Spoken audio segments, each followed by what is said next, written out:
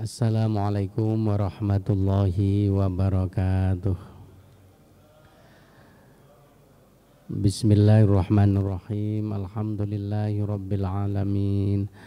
Allahumma salli ala sayyidina Muhammadin abdika wa nabiyyika wa rasulika nabiyil ummi wa ala alihi wa sahbihi wa sallim tasliman biqadri 'azamati dzatika fi kulli waqtin wa hin, amma ba'du.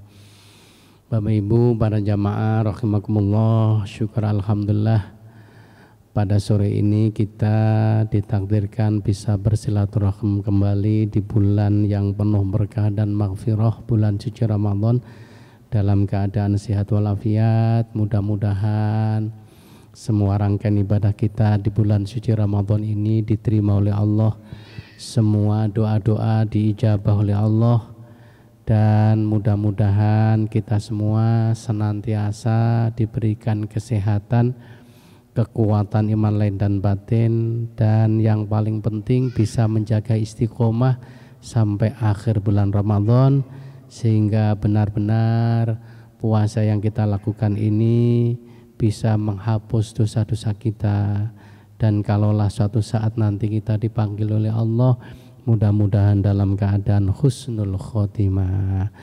Ala hadiniyah wa likulli niyatin sholihah wa li hajatina wa hajatikum lana wa lahumul fatihah. A'udzu billahi minasyaitonir rajim. Bismillahirrahmanirrahim. Alhamdulillahi rabbil alamin arrahmanir rahim maliki yaumiddin. Iyyaka na'budu wa iyyaka nasta'in. Ihdinas siratal mustaqim, siratal ladzina an'amta 'alaihim ghairil maghdubi 'alaihim waladdallin. Amin. Bapak Ibu yang kami hormati, mari kita awali dengan bacaan sholawat bersama-sama. Mudah-mudahan majelis kita selalu dirahmati Allah dan kita semua mendapatkan syafaat Rasulullah di hari akhirat nanti. Amin ya rabbal alamin. Sallallahu ala Muhammad, sallallahu alaihi wasallam, sallallahu ala Muhammad, sallallahu alaihi wasallam. Bapak Ibu, perlu saya sampaikan bahwa tema sore ini adalah memang sudah disiapkan spesial di bulan suci Ramadan, yaitu memahami makna hubungan yang sejati. Ini juga menyisakan pertanyaan di benak saya, ini yang dimaksud hubungan apa? Hubungan persahabatan, hubungan cinta kasih, ya tentu semuanya ya, termasuk hubungan kita kepada Allah Subhanahu wa taala. Bapak Ibu yang kami hormati, kalau yang dimaksudkan adalah hubungan persaudaraan, maka saya ingin mengutip firman Allah dalam surat Al-Hujurat ayat 10. A'udzubillahi minasyaitonirrajim. Innamal mu'minuna ikhwatun fa aslihu baina akhawaykum wattaqullaha la'allakum turhamun. Sesungguhnya kita mukmin ini adalah saudara, saudara yang diikat oleh iman dan Islam. Maka Allah kemudian menganjurkan fa'aslihu bainakum, hendaklah kalian membangun hubungan yang baik di antara sesamamu, menjaga keharmonisan di antara sesamamu. Wattaqullah, dan bertakwalah kepada Allah, la'allakum turhamun, kalian pasti akan mendapatkan rahmat Allah.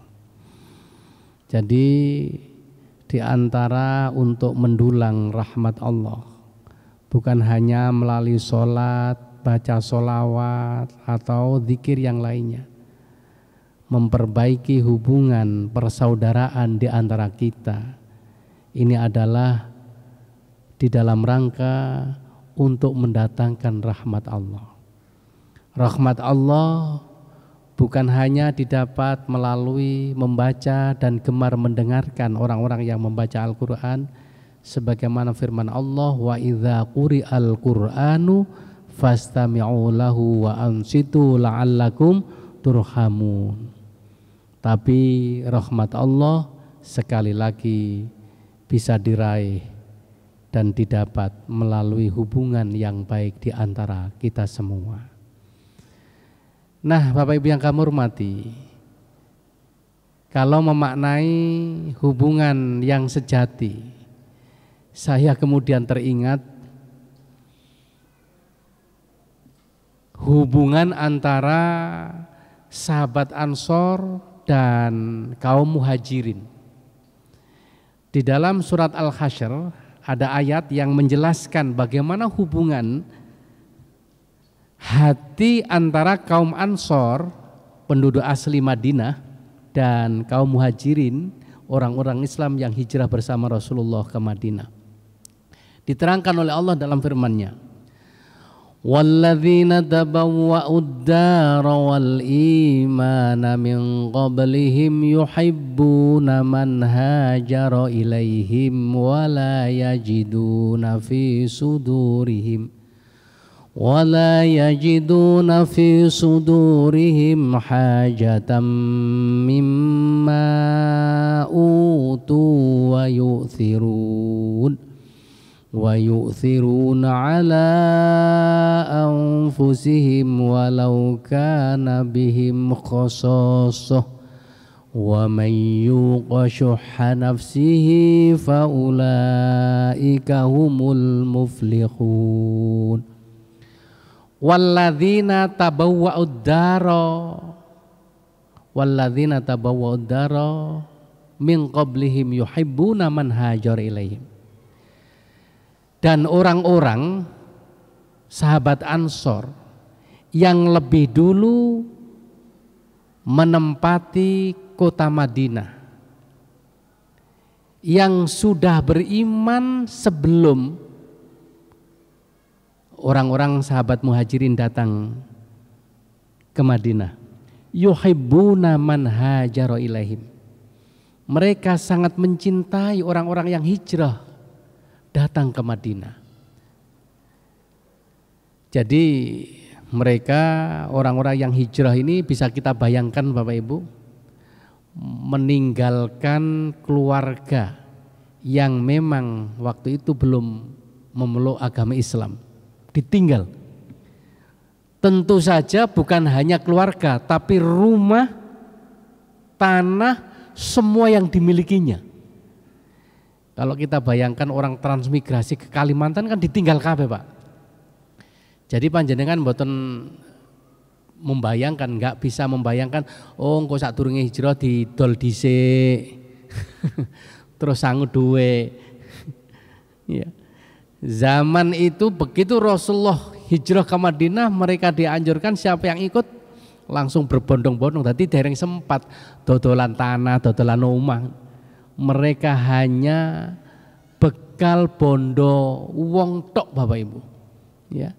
Nah, saat itulah kecintaan sahabat Ansor untuk menyambut mereka.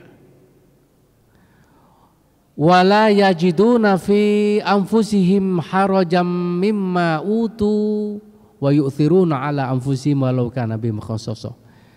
Sama sekali kebaikan yang diberikan kepada sahabat Muhajirin tidak ada di dalam hati mereka, nanti akan memberatkan imbalan atau pemberian yang sepadan atau layak dari sahabat Muhajirin. Murni menolong karena Allah. Wa yu'thiruna ala anfusihim walau kana bihim khassasah. Bahkan mereka mementingkan sahabat Muhajirin daripada dirinya sendiri walau kana bihim khassasah, meskipun dia dalam keadaan membutuhkan atau dalam keadaan miskin, ya. Wa may yuqa syuhha nafsi fa ulaika humul muflihun. Barang siapa yang menjaga dirinya dari sifat kikir, maka dialah orang-orang beruntung. Bapak Ibu yang kami hormati, setelah saya baca, sejarahnya. Subhanallah. Sampai-sampai ini ada kitab, nanti sebelum ditanya oleh Ustadz Musolin, kitabnya Ahsanul Bayan min mawaqifi ahlil iman. Jadi di dalam kitab ini disebutkan bentuk kecintaan mereka kepada sahabat muhajirin itu adalah kalau dia punya rumah satu, maka rumah itu langsung disekat jadi dua. Coba, separuh diberikan kepada sahabat muhajirin, separuh ditempati. Bahkan ada yang ketika istri dan anak-anaknya ditinggalkan karena belum beriman, datang kemudian tidak membawa istri, kok sahabat Ansor ini punya istri dua, kemudian ditawarkan, apakah Anda berkenan untuk menikahi istri saya? Jika berkenan saya akan menceraikannya. Loh, sampai koyok ngoten niku Bapak Ibu yang kami hormati. Ya inilah barangkali memahami makna hubungan yang sebenarnya, karena diikat oleh Islam dan iman di dalam persaudaraan ini sampai rela mengorbankan dirinya, wa yu'thiruna ala anfusihim walau kana bihim khassasah, meskipun dia sendiri adalah sangat membutuhkan atau serba kekurangan. Jadi kalau punya tanahnya juga diberikan cuma-cuma untuk digarap supaya ada perekonomian yang jalan yang diberikan mereka. Itu sampai seperti itu. Nah ini terkait dengan sahabat Ansor. Karena itu Bapak Ibu yang kami hormati, semoga saya ingin membaca satu hadis Rasulullah yang panjang, ya, diriwayatkan oleh Imam Bukhari dari seorang sahabat Abu Hurairah radhiyallahu an. Kalau kita sudah menjalin hubungan yang sejati, maka Allah akan memberikan imbalan luar biasa seperti yang disampaikan Rasulullah. Sab'atun yudhilluhumullah yauma la dhilla illa dhilluh. Nanti di akhirat ada 7 golongan yang akan mendapatkan naungan dari Allah.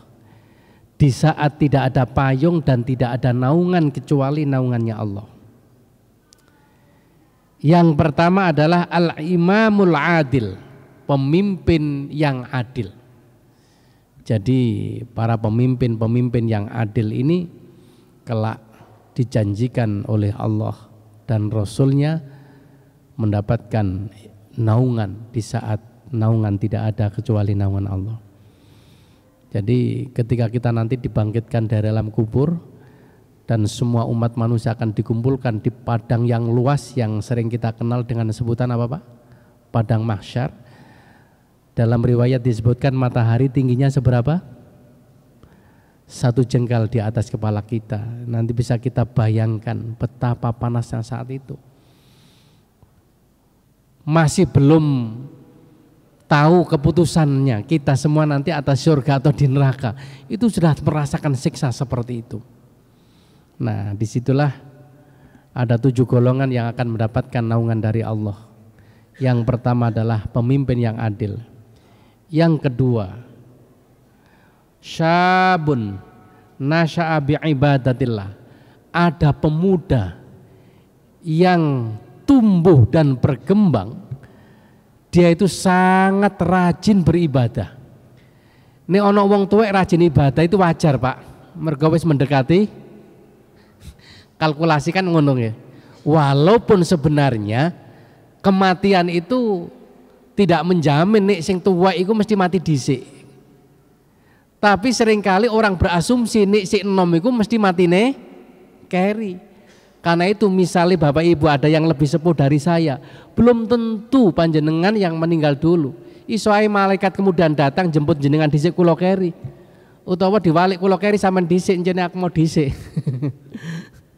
Nah, artinya kok ono arek enom rajin ibadah. Wow, ini merupakan keistimewaan yang luar biasa.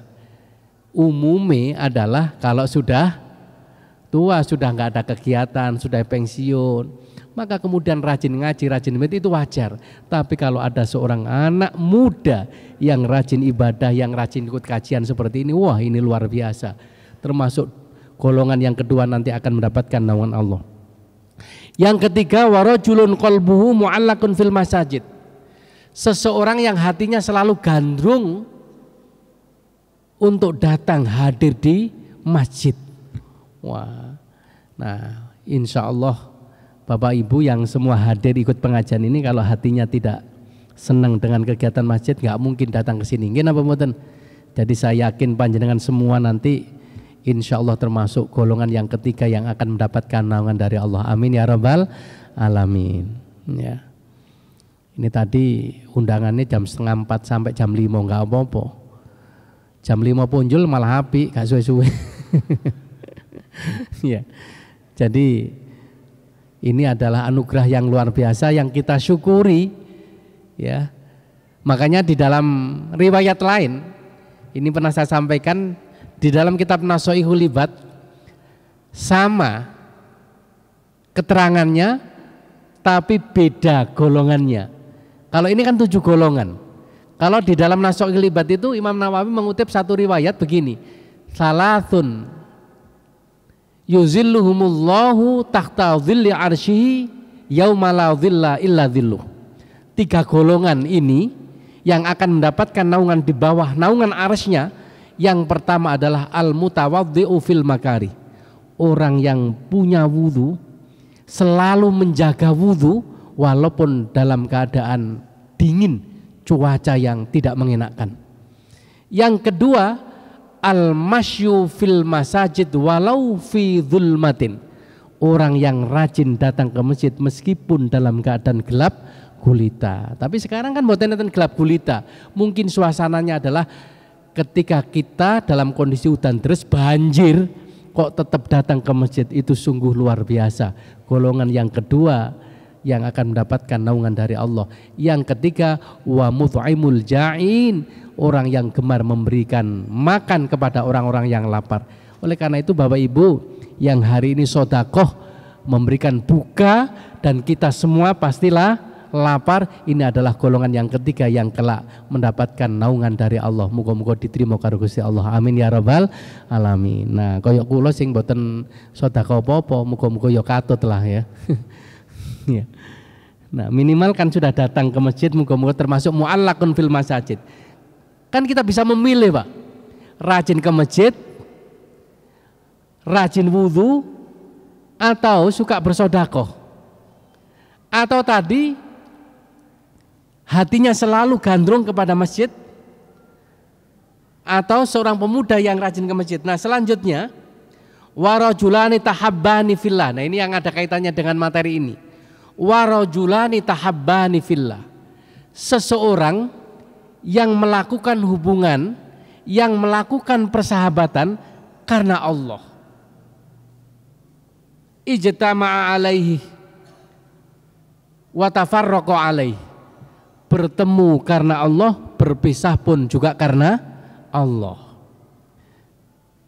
Lah, yang sekarang ini kan yang tampak di permukaan ini kan banyak orang bersahabat, runtang-runtung, berkorban, itu karena ada kepentingan. Ya, saya ini sampai sekarang tuh sakjane ngesakno Pak Anies Baswedan nggih. Partai yang selama ini mengusung beliau, bahkan kemudian tak satu pun ada yang mendukungnya. Kok iso ngoten nggih? Bahkan gandengane wakile dhewe ya. Kok ya oleh berkat Pak Anies malah enggak oleh apa-apa. Kalau dari sisi kepinterannya wis gak nutut. Ya, tapi karena memang politik. Ya Allah, ya seperti itulah Bapak Ibu yang kami hormati. Makanya mudah-mudahan persahabatan kita, pertemuan kita ini adalah pertemuan yang karena Allah, bukan karena yang lainnya. Kemudian yang selanjutnya adalah yang keempat ya, warajulun da'athu imra'atun dhatu mansibin wa jamalin faqala inni akhafullah. Ada seorang laki-laki yang diajak seorang wanita berbuat tidak senonoh, kemudian dia menolaknya dengan mengatakan inni akhafullah, saya takut kepada Allah. Ya, ini pernah terjadi pada diri Nabi Yusuf alaihissalam. Dia punya kehormatan, punya harta, cantik, tapi kemudian ditolak. Ya, kemudian ketika lari ditarik punggungnya bedah. Selanjutnya adalah warajulun tasaddaqa bi shadaqatin fa akhfaha hatta la ta'lama shimaluhu ma tunfiqu yaminuhu. Jadi seseorang yang bersedekah karena saking rahasianya tidak ingin diketahui orang, sampai-sampai tangan kirinya tidak tahu kalau tangan kanannya sedang memberikan sesuatu kepada orang lain. Artinya orang ini tidak ingin dipuja, tidak ingin riya, murni niat ikhlas karena Allah. Dan yang terakhir, walajulun dzakarallah khalian fafadat aina. Seseorang yang berzikir kepada Allah di saat sepi sunyi, mungkin tengah malam, saking khusyuknya sampai luwih ndrodos, sampai berlinang air mata. Jadi Bapak Ibu, ndonga zikir sampai berlinang air mata itu juga tidak bisa diskenario, tidak bisa direncanakan. Itu anugerah dari Allah. Bagi orang-orang yang sudah diberikan hati yang bisa khusyuk sampai ndongone nangis, itu harus disyukuri. Nek saged setiap doa zikir seperti itu, maka termasuk golongan yang ketujuh, nanti akan mendapatkan naungan dari Allah. Nah, kula jenengan sing mungkin belum bisa, ya nggak usah ditangis-tangisno, Pak. Wong kula dhewe ini kan pernah saya ceritakan, ketika membimbing haji umroh, semua jamaah sing kula bimbing mari tawaf salat di makam Ibrahim donga, kula sing donga, kabeh cuma mengamini, kabeh nangis histeris. Kula niki arepe mboten nangis, gak pantes. Sawangane pembimbing gak tangis. Lho kula tangis-tangis, Allahumma ya Allah, ngoten niku gak metu luwe. Akhire kula guyu dhewe, ya Allah. Ternyata ya jare malaikat gundulmu. Jadi benar, ini anugerah dari Allah. Makanya pernah saya katakan, la tatrukiz dzikra li adami khuduri qalbika ma'allahi fihi. Kata Syekh Ibnu Athaillah, jangan pernah berhenti berzikir kepada Allah meskipun hatimu dalam keadaan lalai, masih belum bisa konsentrasi, belum bisa khusyuk. Li anna ghaflataka an wujudi dzikrihi asyaddu min ghaflatika fi wujudi dzikri.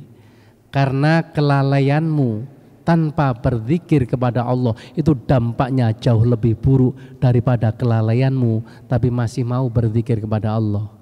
Fa'asa ayyar fa'aka min wujudi dzikrin ma'a ghaflah ila dzikrin ma'a wujudi yaqdhah.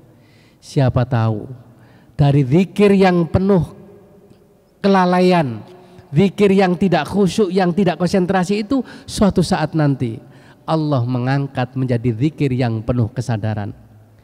Wa min dzikrin ma'a wujudi yaqdhah ila dzikrin ma'a wujudi khudur. Dari zikir yang penuh kesadaran meningkat menjadi zikir yang seakan-akan hadir di hadapan Allah. Wa min dzikrin ma'a wujudi khudur ila dzikrin ma'a ghaibatin amma siwal madhkur. Dari zikir yang seakan-akan hadir di hadapan Allah menjadi zikir yang bersifat fana, artinya sudah tidak ada yang diingat, yang tidak ada yang dicintai kecuali hanya Allah. Ya, makanya ketika Rasulullah ditanya oleh malaikat Jibril, mahwal ihsan, beliau kemudian menjawab, anta'budallah ka'annaka tarah. Ketika engkau sedang menyembah Allah, seakan-akan engkau melihat Allah. Tapi zikir yang seperti ini sulit Bapak Ibu yang kami hormati. Sebab logikanya orang itu bisa membayangkan yang dicintai kalau pernah kenal dan pernah dekat. Gitu apa betul? Karena itu kemudian Rasulullah melanjutkan sabdanya, wa illam takun taro fa innahu yaraka. Nek pancene gak iso seakan-akan hadir di hadapan Allah, seakan-akan melihat Allah, ya jangan dipaksakan kemudian bayang no tulisan Allah, bukan itu. Maka Allah nanti yang akan mengangkat kita sendiri menjadi zikir yang seakan-akan hadir di hadapannya. Kalau tidak bisa, maka sadarlah. Nah, zikir yang penuh kesadaran itu maksudnya apa? Kita sadar bahwa saat sholat sedang dilihat dan diperhatikan oleh Allah. Karena Allah yang menilai sholat kita, Ya bagaimana caranya kita menjaga kita sebaik-baiknya, mulai dari bersucinya, pakaiannya sing rapi, kemudian pakai minyak wangi. Sunahnya kan begitu. Karena kita sadar bahwa kita sedang menghadap kehadirat Allah dan akan dinilai Allah. Cara bacanya, Fatihahnya juga sing khusyuk, alon-alon, tartil, ojo cepet-cepet. Ya, kan kalau terawih ini kan anak sing cepet sampai gak kena dirungokno. Bismillahirrahmanirrahim. Amin. Cari malaikat dirungokno maca apa arek iki. Nek dirungokno koyo maca Fatihah tapi peluduk. Akhirnya dinteni ambek malaikat, begitu salam langsung ditulis senam. Cuma ya aja suwe-suwe. Walaupun suaranya bagus kalau terawih 20, kayak gini 20 nggih. Dadak oleh maca Fatihah alon-alon Bismillahirrahmanirrahim. Saya yakin jamaah tambah gak khusyuk itu. Batin kapan nang ketemu waladhdallin kan ngono. Ya kudu sing rada. Ya Allah, ya cuma aja cepet-cepet. Aku malah eling, Pak. Ten Jemur Wonosari itu kan dilalah terawih 20. Imamin dilalah menurut jadwal gak teko. Lah mbah sing sepuh iku ya ngono. Wong akeh sing nom sing pinter selalu mendahului. Gak gelem di elingno. Karena ya wis merasa sepuh, senior memang. Ya kiyaine desa kono Jemur. Lah terawih 20 kan rada cepet. Bismillahirrahmanirrahim alhaakumut takatsur mesti begitu. Loh, dilalah lali gurung maca Fatihah. Jamaah lu spontan langsung muni subhanallah kon ngono. Mbak iki gurung konsentrasi. Mungkin kecepetan batine. Akhirnya oleh maca dibaleni neh. Bismillahirrahmanirrahim. Alhaakumut takatsur. Spontan jamaah ya batin. Subhanallah. Ngilingnone disesuai dengan irama. Dadak suwe-suwe menenge langsung noleh aku lho salah apa jan. Ya kabeh jawab gurung Fatihah, Mbah. Makanya di dalam Madzhabul Arba'ah sebagian ulama mazhab Hanafi mengatakan bahwa ketika seorang imam salah dan setelah diucapkan dengan kalimat subhanallah tidak nyaut, bolehkah kemudian kita sebagai makmum mengingatkan dengan bahasa ajam? Bahasa ajam itu bukan bahasa zikir, ya bahasa kulon jenengan. Misalnya dereng maca Fatihah kan ngoten ya. Boleh, tapi asalkan tidak boleh lebih dari 2 kata. Nek 3 kata gak iso. Gurung Fatihah itu boleh. Berarti masih 2. Tapi nek ditambah gurung Fatihah blok lah no. Itu wis tambah. Gak sah jadinya. Nah, Bapak Ibu yang kami hormati, kembali kepada menjalin hubungan yang sejati. Ini kemudian saya teringat perjalanan spiritual. Ya. Seorang ulama bernama Syekh Ibrahim bin Adham dengan sahabatnya yang bernama Syekh Syakik bin Balkhi. Bapak Ibu, Ibrahim bin Adham yang pernah saya ceritakan itu kan awalnya seorang raja. Kemudian meninggalkan kerajaannya dan memilih hidup sebagai seorang sufi yang hidupnya hanyalah riyadhah dan mendekatkan diri kepada Allah. Nah, sementara Syekh Syakik bin Balkhi ini adalah seorang pengusaha kaya raya. Akhirnya juga memilih hidup sebagai seorang sufi, meninggalkan semuanya dan lebih mendekatkan diri kepada Allah. Singkat cerita, Syekh Ibrahim bin Adham dan Syakik bin Balkhi ini ketemu di Masjidil Haram.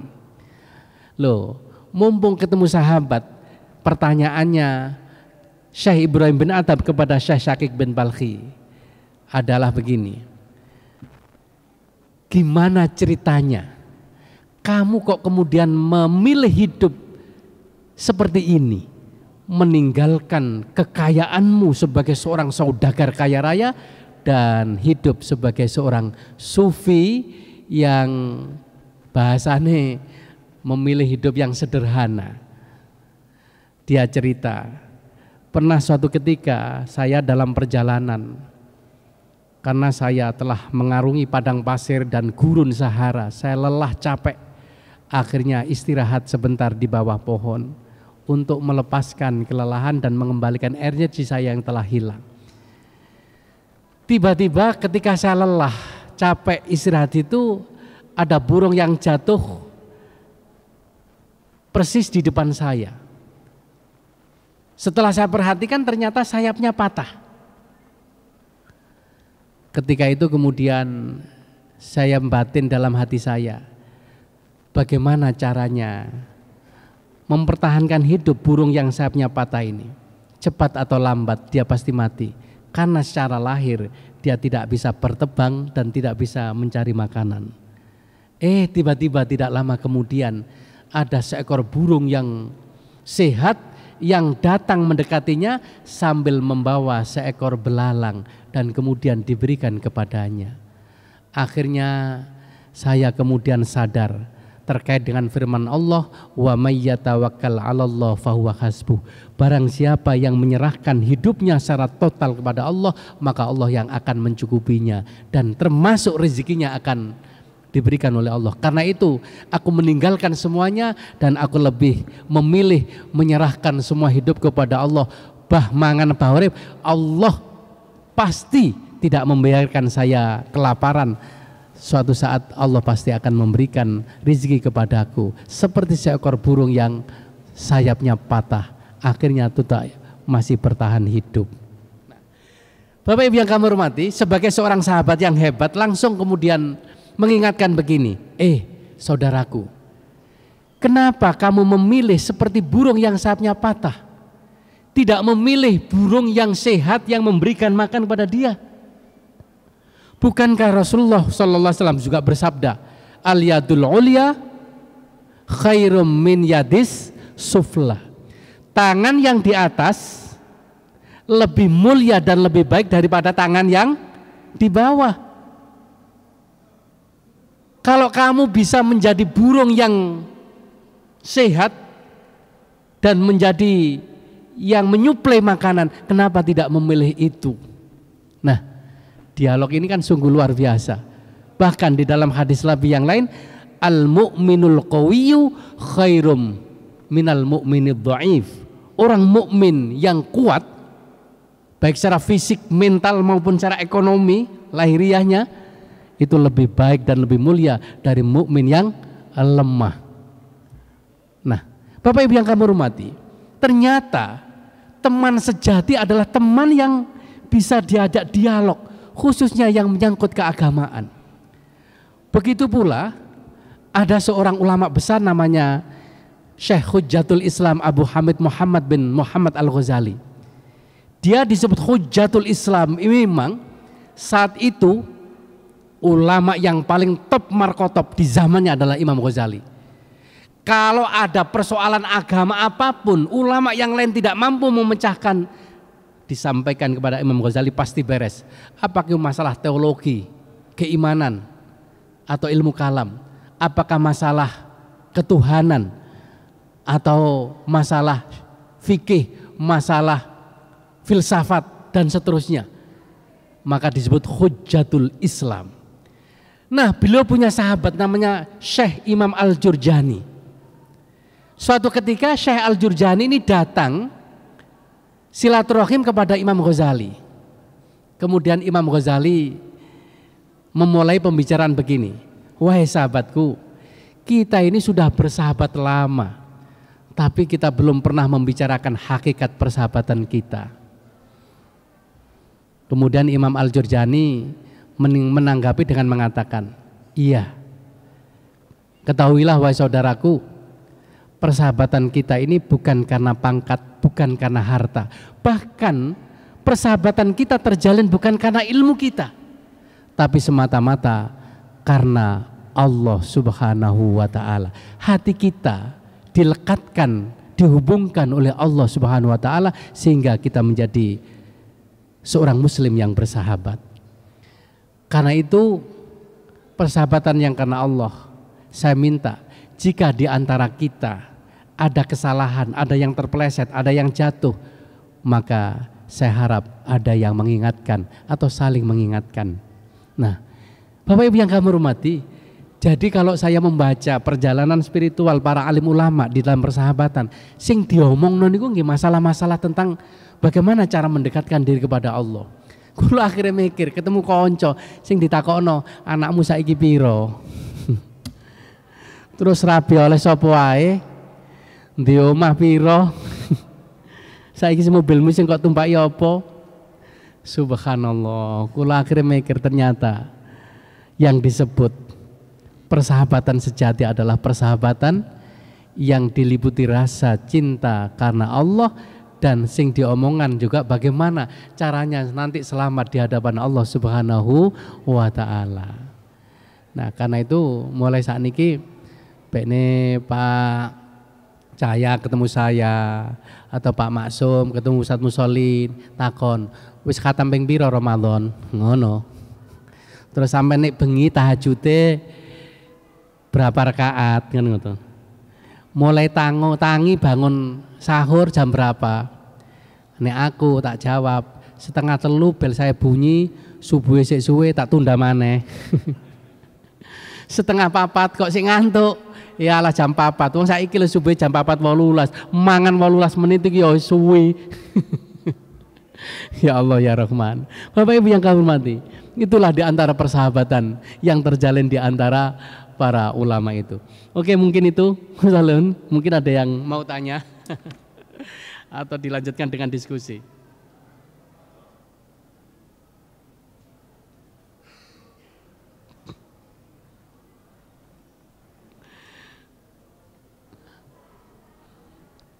Ini kurang menit ini. Tinten? Oh iya, ayo. Cek. Kalau nggak ada yang bertanya, saya lanjutkan ceritanya, Pak. Monggo. Tidak ada yang tanya. Lanjut, ya kok tukang parkir aja terus itu. Monggo, Bro. Halo ibu-ibu, mboten tanglet. Kula tanglet. Mungkin bukone napa niki?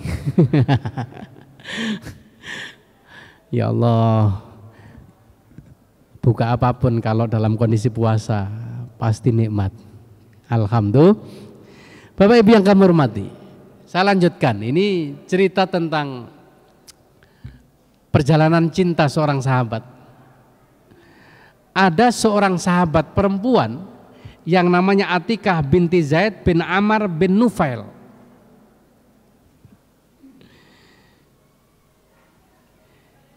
Beliau ini dikenal dengan sahabat yang punya paras yang cantik luar biasa.